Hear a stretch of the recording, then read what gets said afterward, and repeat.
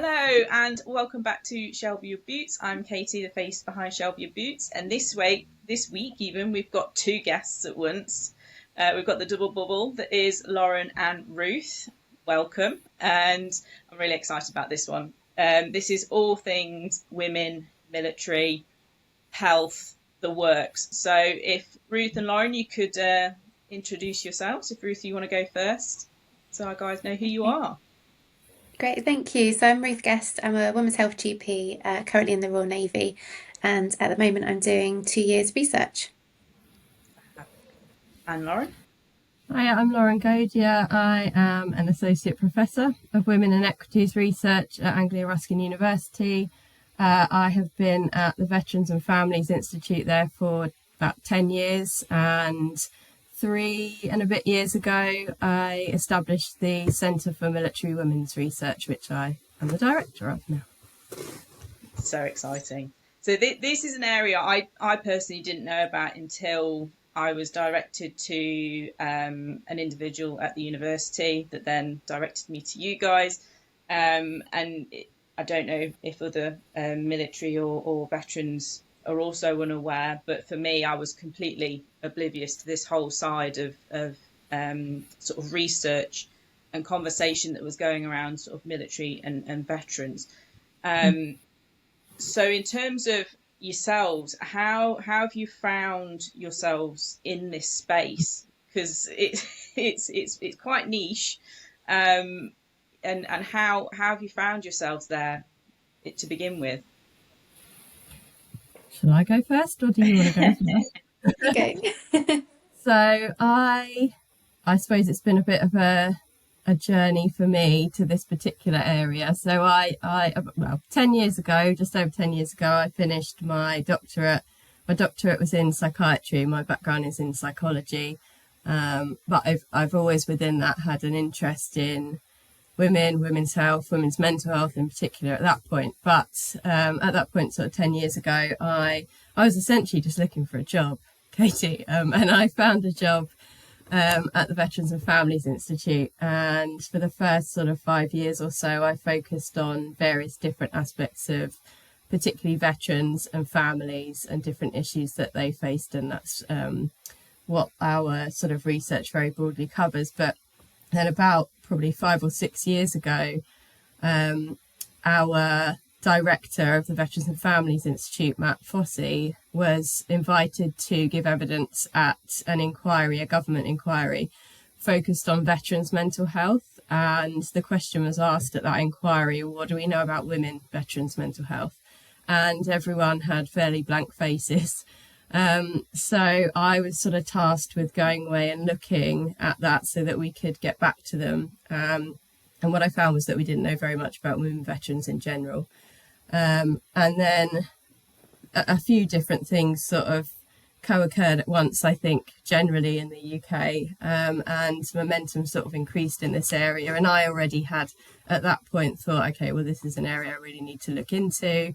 I was seeing research from the US, for example, that was suggesting that women were sort of underserved after they left the military for a number of different reasons, and I thought this is something we really need to look into. So I started doing that, and I started applying for money to do so, and it's just sort of built from there. But what I do really want to say is that we've always centered it around women's voices, women veterans, military women, and we've really tried to focus on working with military women to understand what their issues might be, what research we should do, and to try and be led by that. And so, yeah, that's sort of how I've ended up here, really. Yeah, it's really really interesting that it's kind of moved that way, and I think as a whole, I think there is a big movement now and a realization of how little research there is in women in general. I think sort of the biggest sort of thing to hit people in the face with it was that Invisible Book Woman book. I think that was the real sort of realization, I think, as well, for a lot of men, even going down to sort of crash dummies that were not even considered. And then it's starting to spill out into sort of women's football and the boots. Could they be causing knee injuries, and then it's starting this snowball effect. Mm. And what's really interesting is it is coming into the military space as well, and Mm. I'm sure Ruth yourself know as well as I do, the boots, the trousers, nothing is fitting for us. I mean, the fact that we've only got to a point in the years now where we can actually wear a plait, so we can actually see what we're shooting when we've got a helmet on, rather than this insistence of a bun. It's real small steps, but it's steps of realizing actually things might need to be just a little bit different, which is pleasing to hear. But I think it's very much, as we've spoken about, it's very much in its infancy at the moment of that research, compared to, say, other areas within the military. Is that right, Lauren? It is, yeah. I mean, I think Ruth and colleagues are doing a lot in the sort of in-service space now to move it along. But I think in the last sort of 5 years or so in the UK, we've seen a lot more research than we had seen in the decades and decades before that, which is great. But we still are only just at the start of really understanding some of the I think that the ways to best support and meet the needs of women, because, as you say, there is a significant, take health for example, a significant gender health gap in general. So I think we in the UK have the worst gender health gap in the G20 countries. If you then think about the military, a male-dominated institution in which healthcare professionals, but just more broadly, support has been not necessarily intentionally tailored towards men, but just by nature of the fact that men are the dominant beneficiaries of whatever support that is.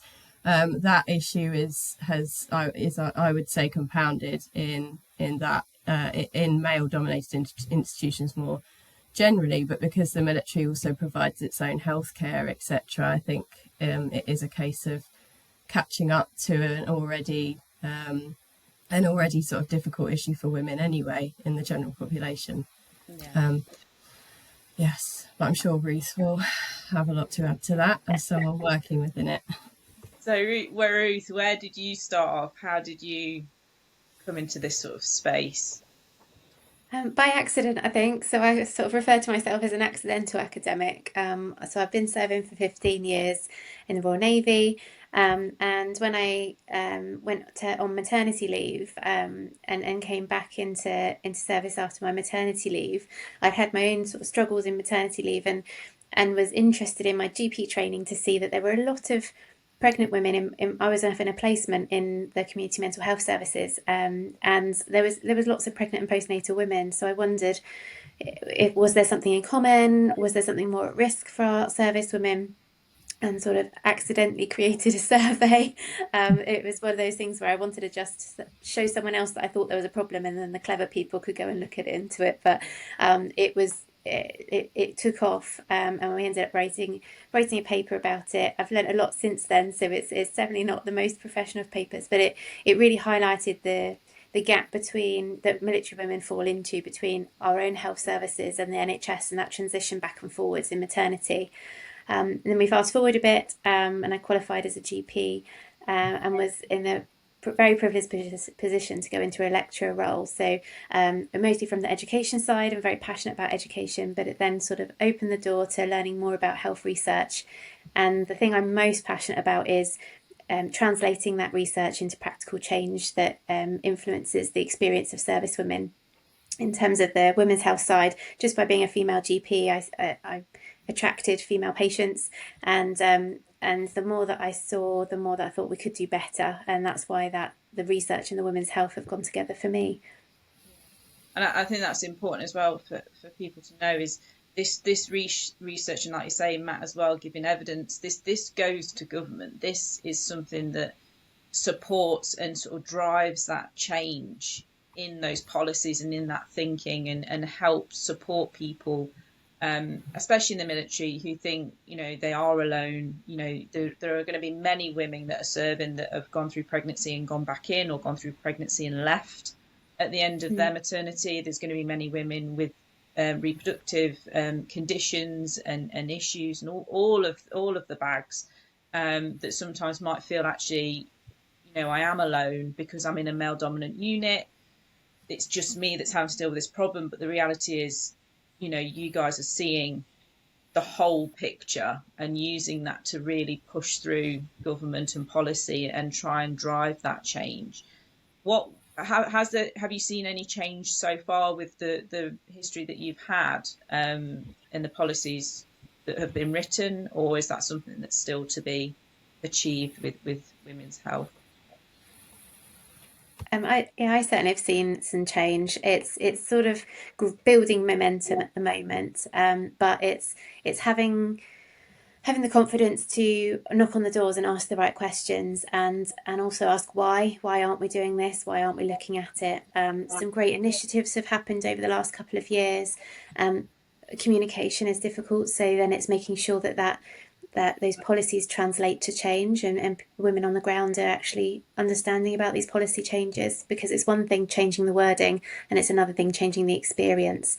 So I think we've got lots of room for improvement, but there is a lot of momentum and a lot of allies trying to get after this, and so we are seeing things, but I'm always eager for more, so we're not there yet. And I think in the sort of veteran space, we're starting to see change as well.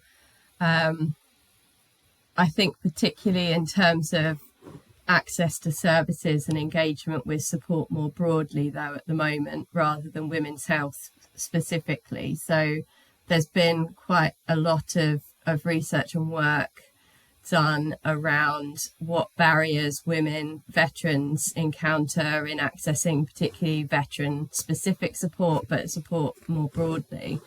And there are a lot of barriers that I can talk about if you're interested, but because there's been such a sort of body of work done around that area, there was an initiative called the Female Veteran Transformation Programme, that was funded by the Armed Forces Covenant Fund Trust, and they developed a toolkit for service providers in lots of different areas across sort of health and social care to use to help them to make sure that they are considering and meeting the needs of female veterans. And so that toolkit was launched a couple of weeks ago, and is available online, but it has like a sort of number of checklists and recommendations, but that has been a sort of 3-year project for that team, bringing together all of the research that has been conducted over the last sort of 5-10 years, and I hope that it will make a change in the sector in terms of helping women to engage more broadly with support. But I think in terms of women's health, there's been very little research in the veteran population in the UK around reproductive health, women-specific health. So we're starting to look at that, but I think there's still a little bit of a way to go in that area in particular. Because when you sort of say roadblocks, what are the sort of the common roadblocks do you think, you're sort of seeing, for those that are listening that might be coming up against coming into sort of GP on the civvy side? What are sort of the common things, so people aren't thinking it's just my GP, actually this is probably a systemic problem? I know for myself, the first thing I noticed was the lack of information that was sort of given to the NHS. It was this PDF photocopied that they couldn't even search, and they had to scroll through their history to try and find it. But then what I have noticed in recent years is there must be some sort of flag on my account, because if I ever go in with sort of anxiety or depression issues, they instantly say you're a veteran. And then they start asking you, how long have you served? When did this sort of issue arise, and that kind of thing. And I have seen that difference myself. But yeah, what are the sort of the common roadblocks that you're seeing that you're trying to sort of attack in a way and try and get that change in for? Yes, in terms of GPs, I think there are sort of common issues for veterans generally, And then there are, I think, some issues that women have spoken to us about that are maybe compounded by being a woman veteran. So for veterans, we often hear there's an inconsistency in knowledge and awareness of how being a veteran might be relevant to care. So where you've, perhaps got a GP who's maybe more on top of that, there's also inconsistency in what that then means. So even if they ask you about your armed forces background, some women will have told us that they don't feel that then has any impact on their care, and they're not really sure how that information's been used. And that can be related to maybe the GP not being aware of, for example, veteran specific pathways into secondary care, or just generally not being aware of how they should use that veteran's background or experiences in service to inform the care that they are providing. So I think that is generally something we hear across veterans. We recently finished a project looking at physical healthcare in women veterans, and so we spoke to women who had chronic physical health conditions, just generally about their healthcare. But in terms of GPs, they found, or they discussed, what we often hear from women more broadly, that there's a lack of understanding of women's specific health needs. But they also felt that there is still this sort of prevailing, veteran stereotype around what it means to be a veteran, that it's normally a man who's been in combat, and what would it mean if they've got a woman in front of them who's saying they've served in the armed forces? What might her experiences have been, and how might they have differed from men's if they're coming in with mental health issues? Is there an assumption that, oh, you must have been in combat then? So there are, generally what we're hearing is that there is still just this lack of awareness of how to ask the right questions, and then how to use that information to support someone. So that, I would say, in terms of GP care in particular, that inconsistency in terms of who they get as well, what GP they've got, and what understanding that GP has. Yeah, and Ruth, sort of, when you're seeing people leave, do you see sort of people have this concern as they're leaving, or is it just something that they think, oh, I'm going to be like it is here on the outside, and think it's going to be all okay? How are they people do. kind of seeing it from your side? I think it's kind of drummed us into us in the military about how great we have it healthcare wise, which is probably one of the things it's seen regularly in the attitude surveys of reasons people stay is in the top three. That's in the top of my head because it was in our conference last week, that dental care and things like that. So people are aware that it's difficult on the outside. We try and set them up with 3 months worth of medications as they leave, try and highlight some of the issues that they might have getting healthcare, where to get the documents. But like you say, it's still that sort of PDF coming across. We're crossing our fingers and hoping for a better information system soon, but there's not much information about it yet. But yeah, it is a consideration. But by the time they get to someone like me for a leaving medical, so that's that last medical before you go, people are so ready by that point that they just know it might be tricky, but they kind of just accept that and go and see what happens on the outside. That's what, from my impression anyway. I do miss the dental. Yeah. I do miss the dental. It's a very painful and expensive experience on the outside. But yeah, I mean, like you say, the 3-month medication, that's something I did forget had happened. As I left, it was literally like a party bag of, right, just set you up, like hopefully you can get the help you need. And I was unfortunate because I left sort of 2020 as lockdown happened, so my documents then got sent at some point during that period. So for myself, I ended up contacting Johnny Mercer because he was the Veterans MP at that point, and I'd done a Freedom of Information request for my medical documents because I wanted to know the medication that hadn't worked for me. And I wanted that backup. And I contacted him, and luckily it got sent through to me. And it's, for me, it's been a gold mine, because there's been issues I've had while I've been in, and I've got the letters from NHS doctors, I've got the letters from my own doctors that I can show then a specialist later on, who are like, oh, this is brilliant, this, I can use this, and we can rule out stuff already that we don't need to do and sort of waste time and all the rest of it.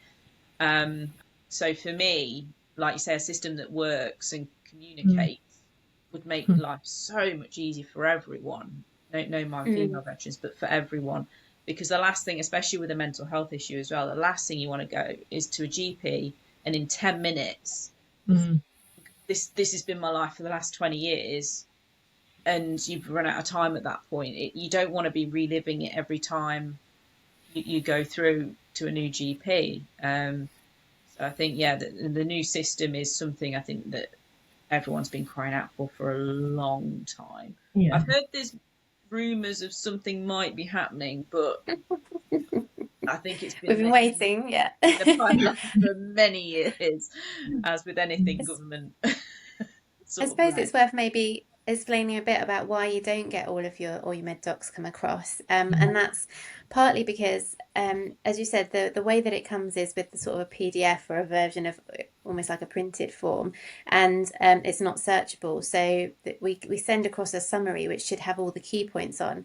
If we sent the whole lot, you might have remembered when you did your freedom of information, then because we've got dental and physio and all the rest of it, all of that's in one place, and if you handed that all over to a GP, they wouldn't find anything. And so there's got to be a halfway house, hopefully, and I'd encourage anyone serving or has the ability to, when you get hospital letters, because often they'll send one to you and one to the doctor, to keep hold of them, because that's going to be gold dust when you move on to your GP. All the sort of physio records where they write in complete gobbledygook, we hide them as GPs because and look for the summary. And the dental records, that's just alphabet soup. So you don't really want all of that going across to the GP. There's got to be somewhere better in the middle, I agree, but that's why we don't just send the whole lot over. Because yeah, it was a parcel. It wasn't. It wasn't like a little. It was a parcel, and I was wondering what it was when it arrived. But he'd obviously had someone kicked to get it sent. But yeah, there was a lot in there, even down to sort of your sick chits, everything. Yeah, it's absolutely. Yeah, and your GP doesn't need those as such. No, they won't have a clue what that involves. But yeah, I agree. Be a hoarder with your own letters that you receive, all those things. Because there's even been occasions where I have been seen by an NHS, and it should have been on an NHS system, but I was in Salisbury. Maybe the systems don't compute. So things like old smear tests and results aren't on my GP system now, but that was done through the NHS in Salisbury. So for some reason that's disappeared. So I think, yeah, it's well worth just keeping a log, and, you know, even in your calendars and things like that, of, well, I had that test 5 years ago, whatever it may be, this was the result. It's all worth, because, and it's not what we should be doing or have to do, but it does help, I believe, on this side, to bridge that communication kind of error that is standing at the moment, which is really, really frustrating when you get out with everything else then you're having to deal with as well. The last thing you want to be doing is going through your entire life in front of a GP, just because you need to get some medications from them because you've run out. But yeah, it's definitely a frustration that I'd like to see change, because I think it'd just alleviate so much pain and admin. There'd be tests you wouldn't need to have again because you've got the information. So it'd be a great thing to get into play. But yeah, in terms of sort of like the women's health side of things, and sort of like the research that is starting in that space, because I have spoken to a few people on that, and the reason I've gone down this road is because a friend of mine said you need to sort of look into the menopause side of things, because the 22-yearers that have done their time, they'll hit perimenopausal as they leave. So they've got that whole thing in terms of brain fog, anxiety, all this stress that mentally changes with perimenopausal, as well as what happens when you leave anyway. So that it all becomes very confused and it all mingles into one horrible sort of feeling in itself, which is why I sort of started this journey down this route. What kind of things are you starting to see research in terms of either serving or veteran women's health? What are the sort of almost like the big hitters that you're going for at the moment that seem to be obvious to go for? So at the moment, I would say that we are starting from the beginning in terms of women's health and reproductive health. And Ruth and team, again, have been doing some work in service that I'll let Ruth talk about. But in terms of the type of research or type of area that we're going for, we're going really broad at the moment. So we are about to put out a survey to women veterans and also ex-police women as well, actually, asking about a whole range of different reproductive health conditions, just so we can get more of a sense of where we should focus research in, because at the moment in the UK we just don't have any information really, particularly in the veteran space, of whether there are any differences to the civilian to non-veteran women in terms of reproductive health, and where women themselves think that we should be focusing in terms of that.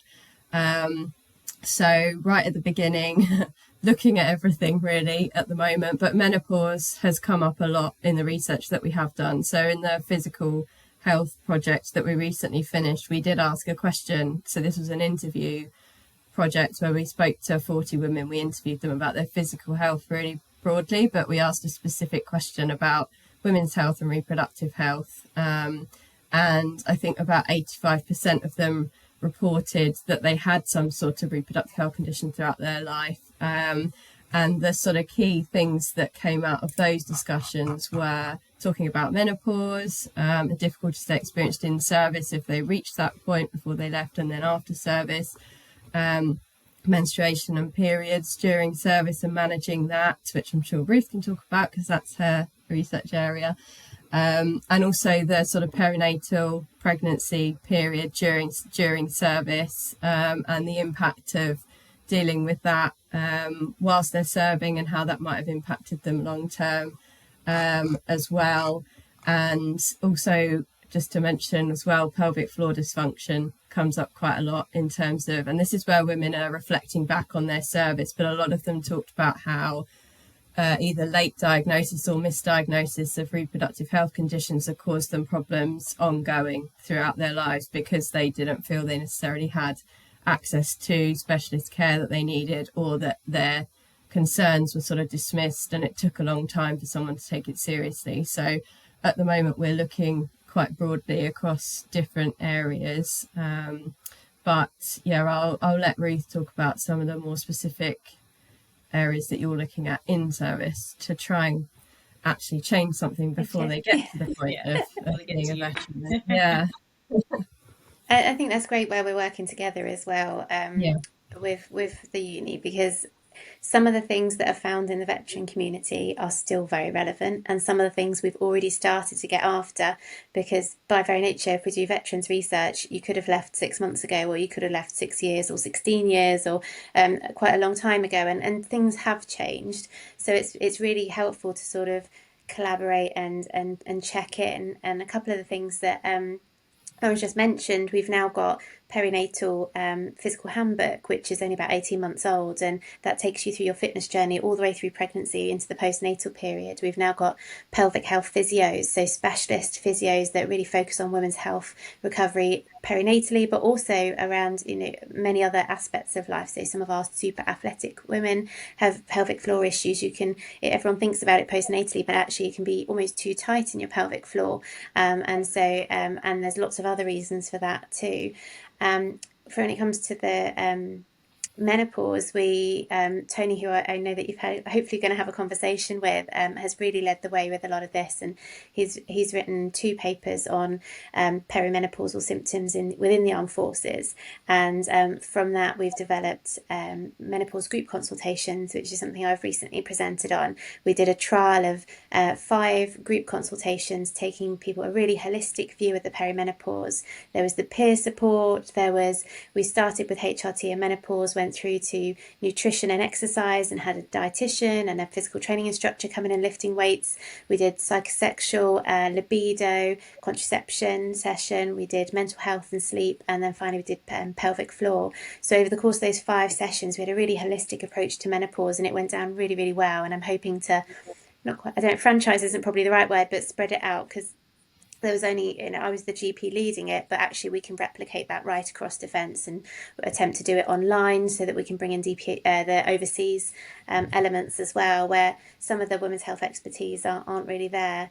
And then from an education point of view, for the last 3 to 4 years, I've taught every single military GP trainee that's come through, or GP registrar, and we've made sure that women's health they come all together a couple of times a year, and there's always a women's health element in that. So it'll take a while for that to sort of filter through all of the military GPs, but we kind of make sure women's health is on the agenda from an educational and a research point of view as much as possible.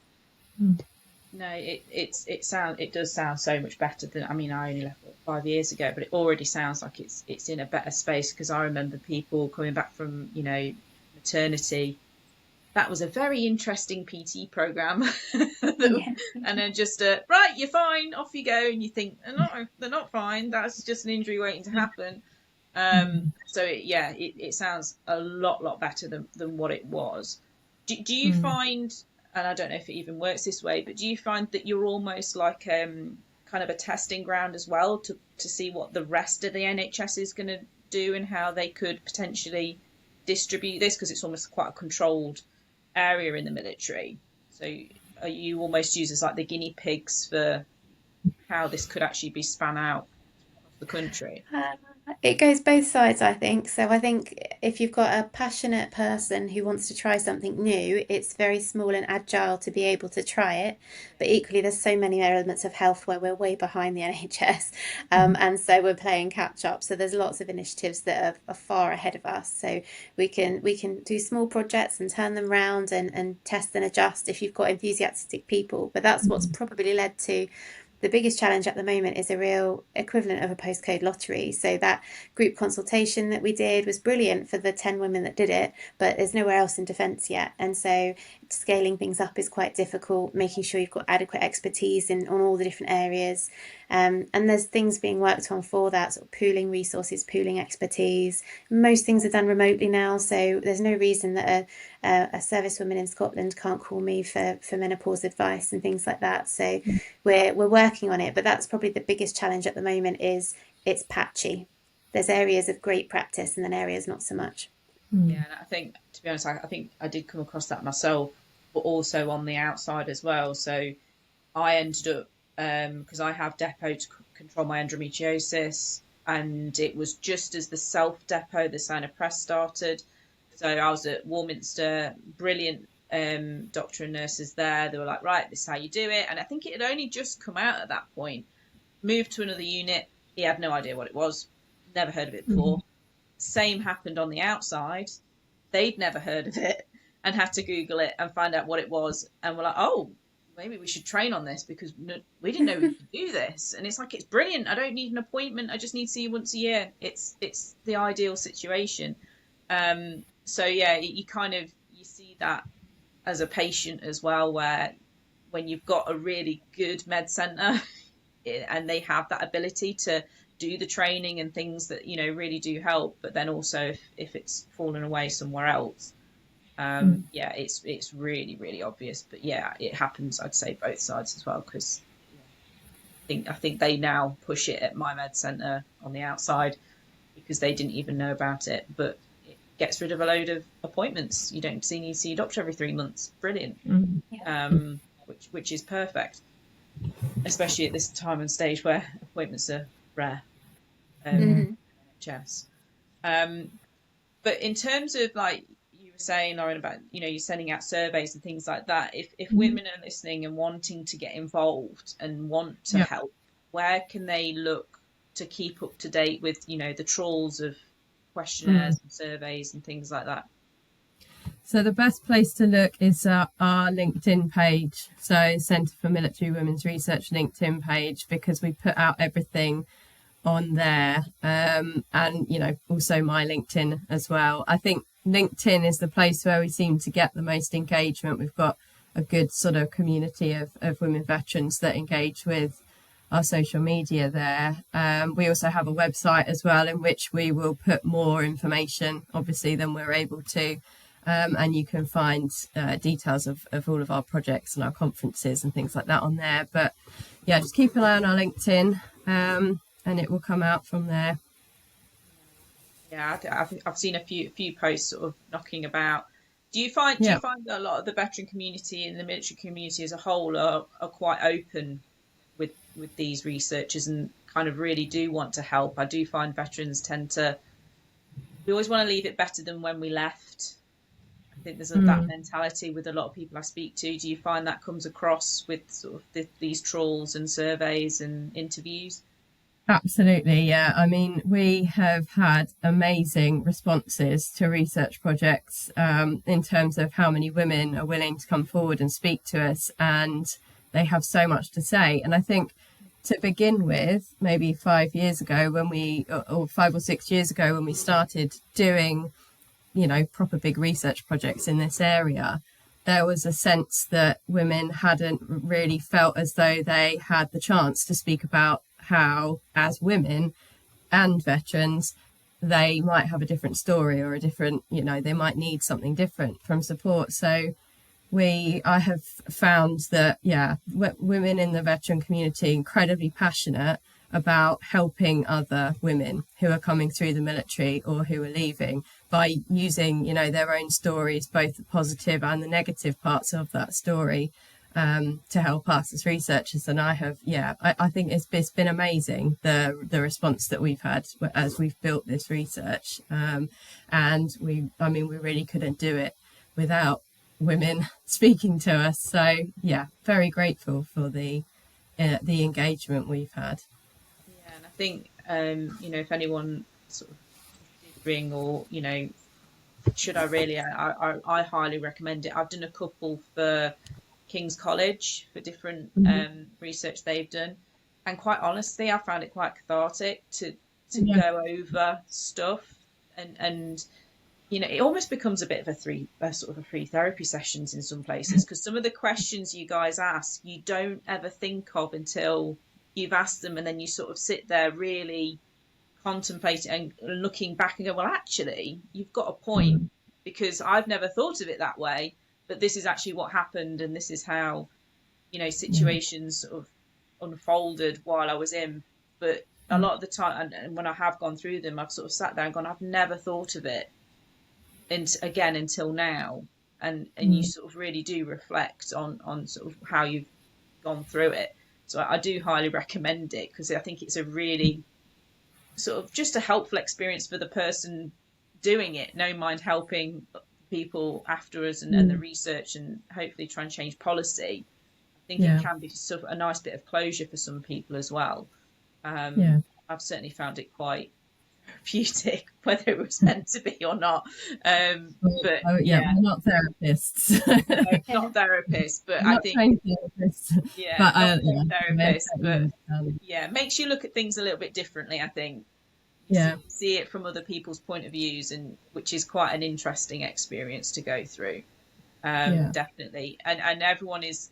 I'm assuming that usually it's a case of people are anonymous. You don't divulge name or anything. No. So if you are serving, not serving, you don't have to worry about anything like that coming out. Or no, absolutely. And if we are looking in particularly sort of sensitive areas as well, so we do research around sexual violence, for example, and we will often where we write reports, we'll often put quotes in, because we do a lot of interview work.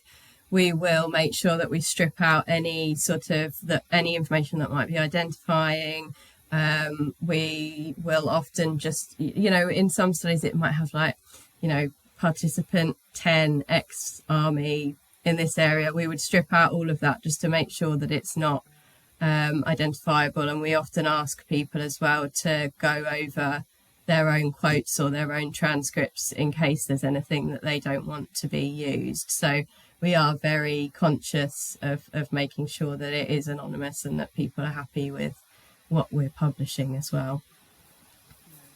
So people, I think sometimes people do get a bit worried, especially if you're still serving or anything like that, can I be as honest as I want to be? And yeah, I've had the exact same experience. It's been completely anonymous and felt very safe environment to be honest, because that's the only way things are going to get changed. So you need to be the good, the bad, and the ugly. You need to be honest. But I think, to have that safe space to do that is, a really good channel to do it as well. Is really, really important. But in terms of sort of once you've written sort of your papers and things like that, what are the processes after that for change? How does it get to sort of MPs and, that kind of forum? How does that come about? Is it something that you push or they pull, or is it a bit of both? Depends. It depends, a bit of both. So sometimes, we will always push it. So, we know people that work within, the Office of Veterans Affairs, the Ministry of Defence, other government departments that we will try and get it in front of. Sometimes that's more successful than others. We also make sure that we are contributing to things like parliamentary inquiries that are happening, because that's often a really good way to get information to government on a specific issue. So, for example, the Atherton report in 2021, Protecting Those Who Protect Us, that looked at women's experiences during and after military service. That was probably one of the most comprehensive looks, I would say, at women and their experiences during and after service. And so we would obviously submit evidence to that and the follow-ups to that. We also tried to make sure that when we write up research, that we're not just writing it, for example, to go to an academic journal or to sit in a 200-page research report. We try to now make more accessible briefs, infographics, things like that, so that it's easily digestible quickly for very busy people in, government departments or in support services to look at. We've also done quite a lot of work around creating training packages for healthcare and support services that we have then just offered out, basically, to, do you want to come and hear about, what our research is saying around what you need to consider if you are seeing women who served in the military. So we try and get it out in sort of all different modes, I guess, of disseminating what we find. Sometimes easier than others. So it also depends on what people are interested in politically at the time, I would say. Yeah, to get the backing for it, definitely. Yeah. I think obviously Ruth has more of a main line into the MOD. It's something I feel really strongly about, and we're talking about volunteers and things, and I feel quite protective over our armed forces women that are currently still serving, because everyone gets really, there's quite a lot of excitement and momentum around improving the lived experience of women, or at a superficial level, when the Atherton report comes out or something else comes out and there's a load of newspaper headlines, people suddenly go, quick, let's ask the women, and they get really over-surveyed as a population. And that risks then, when you're doing a large piece of work that actually might have the potential to change something, people don't engage with it because there's been so many little unit-led things. So I'm quite protective over that. And also, I'm the lead for the Women's Health Special Interest Group in Defence, and we try and cohere. If we hear about little projects going on, we kind of link people in with each other and say, actually, you're both looking at this. An example would be several small unit-led trials of reusable menstrual products, so moon cups and or period pants, and actually they wrote them up in little unit notes, and they didn't go any further. So we sort of pulled that together and created a larger pilot project or trial of reusable menstrual products across all different platforms, all different ships, carriers, OPVs, 23s, 45s, and we're just in the process of writing that up at the moment, and that should have enough behind it to then get written up in a peer-reviewed journal, sent up to various places, and that might then have the opportunity to change. But it started from those unit level ones, and we're just giving it a bigger voice. And the other thing that I feel really strongly about, I keep going on about feeling strongly about things, is making sure that not only it goes to policymakers, but actually goes back to the women themselves.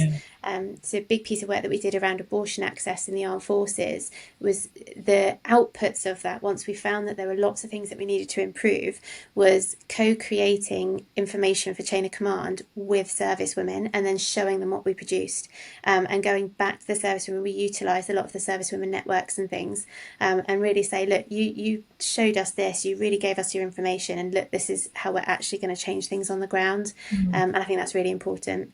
Yeah, definitely. Yeah, to know things are being discussed and actually happening. I think because I think there's quite a few times in your military career where you do stuff and you think, I don't even know what happened to that. I don't know. I don't know, it's gone. It is quite a common feeling. Definitely. So in terms of like units and things like that, would you recommend, if people are thinking we're going to have a look at this, to sort of raise their hand first and say, we are trying to look at this. Is there anyone else, rather than just thinking it's just them and they're the ones with the big idea and we're going to do it, but actually potentially there's 4 or 5 other units doing it at the same time. So try and get people to work together on that. Is probably absolutely, yeah. Share their methods so that we can then combine it together, rather than all doing it in slightly different ways, which means you can't then pull that stuff together, and save reinventing the wheel as well. Yeah.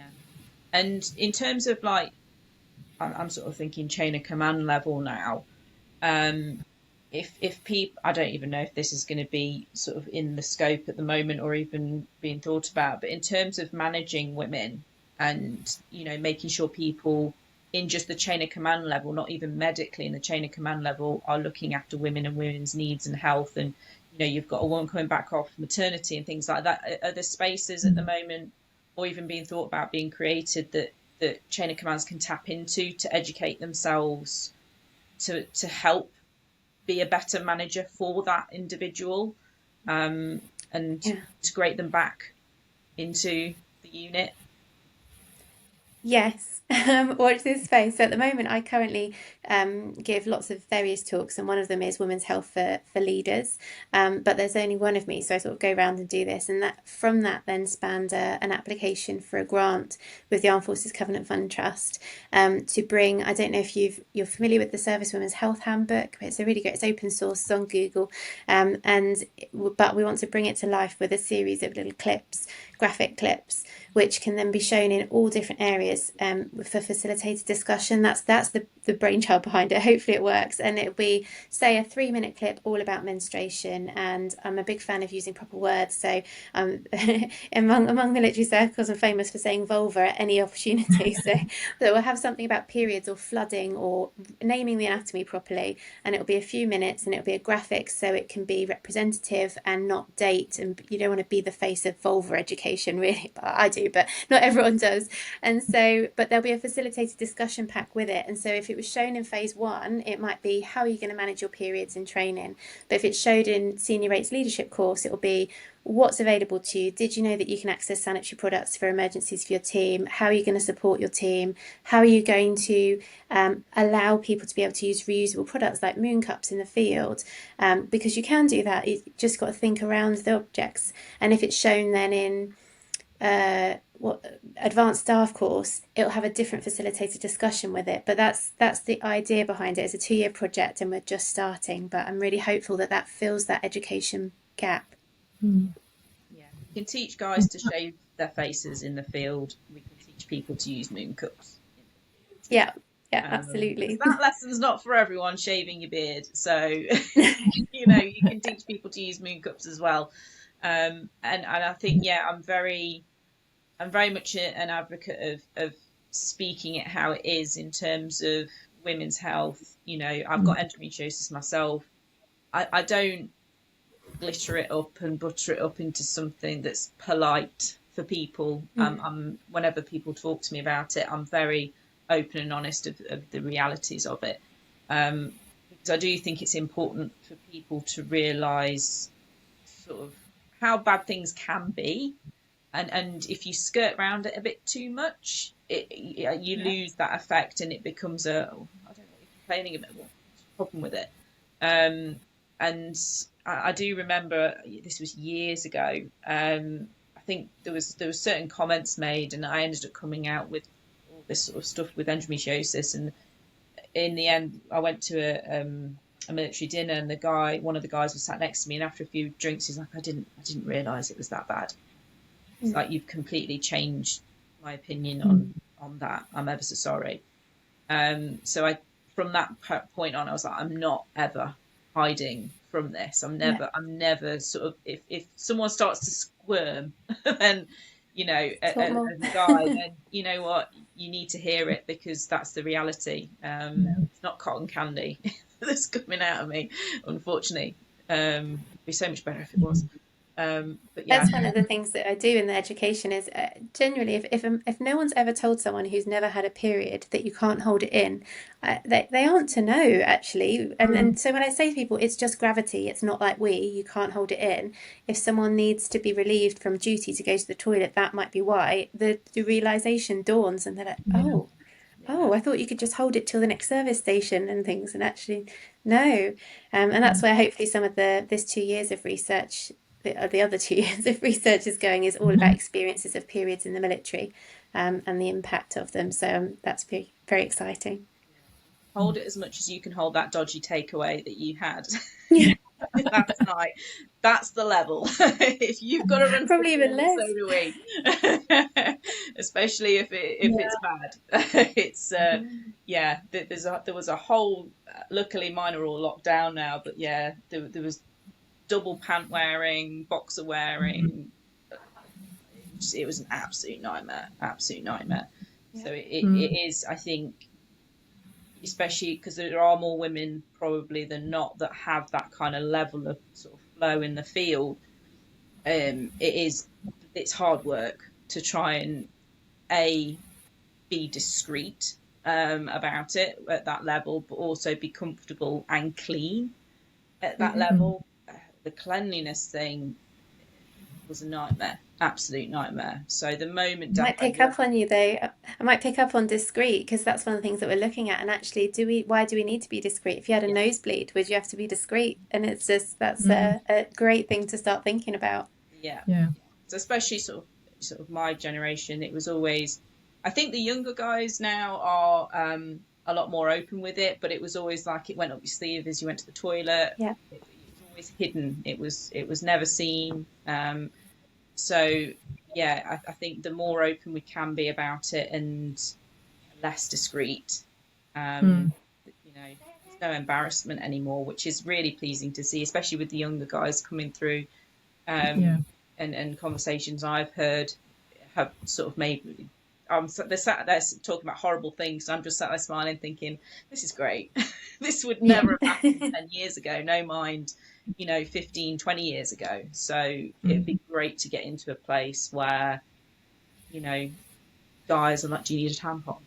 Like, I've got one in my bag. Do you need to look after your mucker all the time, regardless of whether he needs toe tape or they need a tampon?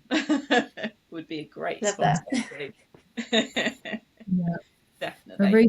But Ruth doesn't just like to say vulva, by the way. She likes to throw a crochet vulva into the audience. I was looking for it. It's outside, I think. I was just looking for. Well, you got to come back on now, because we now need to see the crochet vulva and have its own like little guest speaking spot. Learn ventriloquism, and it can have its own little spot on the podcast. But no, it's been absolutely great talking to you two. I'm so glad Matt put us in touch, and I am talking to Tony next year. So for those guys listening, this is going to be a common thing for next year. We're going to be following you guys and talking to the university, and hopefully get a bit of a group thing going on as well, so we can really highlight the work that you guys are doing, because like I said, I was completely naive to it, and it makes me so happy that it is happening. And I know there'll be a lot of veterans out there that'll be like, right, I want to get involved, because that's the sort of people we are. We want to change for the better, and we don't want people to just muddle through like we did. So we'll put all the details on the description, so those guys can come and get in contact with you and help the future sort of people come through and have a bit of a better time, and not have to put tampons up their sleeves, which would be nice. But no, thank you very much, guys, and hopefully I'll see you again soon. Yeah, thank you for having us. Thank you.